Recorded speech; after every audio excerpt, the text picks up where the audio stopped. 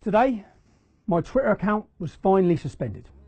The social media giants have made no secret of their desire to remove and silence those whose opinions they consider too controversial.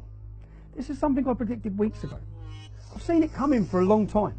This really is not a surprise. Our Home Office and our police commissioners, they brand my criticism of a violent and fascist ideology as extreme. Our Prime Minister talks about forcing social media platforms to comply with their heavily censored version of freedom of speech. While Sadiq Khan, he features in a video for LBC sneering at an ex-Muslim abuse victim for daring to broach the subject of crimes within the Muslim community. Saeeda Varsi, a conservative baroness who sits in our House of Lords, uses me as a scapegoat for the backlash that she received after she was exposed on a documentary fixing shady meetings between the extremist-linked Men's and our school's regularity board. Our border force illegally detained Lawrence Southern under the Counter-Terrorism Act for exposing homophobia within Islamic communities.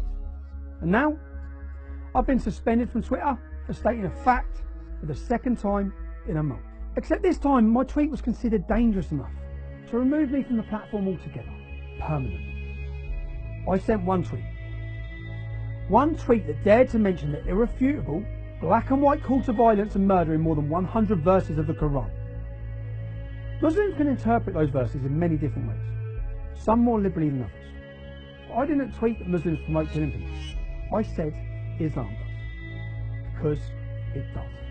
There is no 7-day ban, no suspension or state censorship that can change 1400 years of documented history. What we are seeing is blasphemy laws by the back door, and they are all complicit.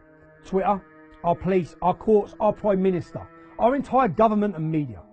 All of them raise one hand in support of freedom of speech while they rip it out from underneath us with the other. You are being lied to. We all are. There is a concerted effort to suppress free speech in the UK. And Twitter, Facebook, our police, our government and our media, they're all in on it. This is an ecosystem. My tweet was not hateful conduct, but Twitter uses that excuse knowing full well the media will run with it, spreading the lie and empowering our corrupt and pandering political establishment to demonise and criminalise criticism of Islam.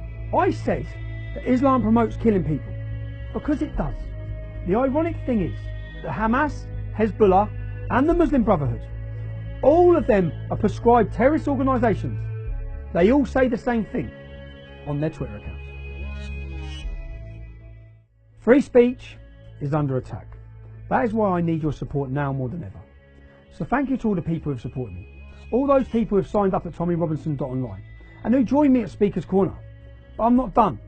After they suspended my account, after the lies the media have spread, I have one more favour to ask. I want you to join me at Speaker's Corner on Sunday the 6th of May. But this time I'm not staying there.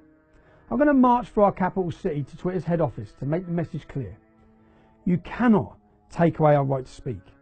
So for anyone who cares about freedom of speech, will you join me on the 6th of May? Sign up at tommyrobinson.online for updates.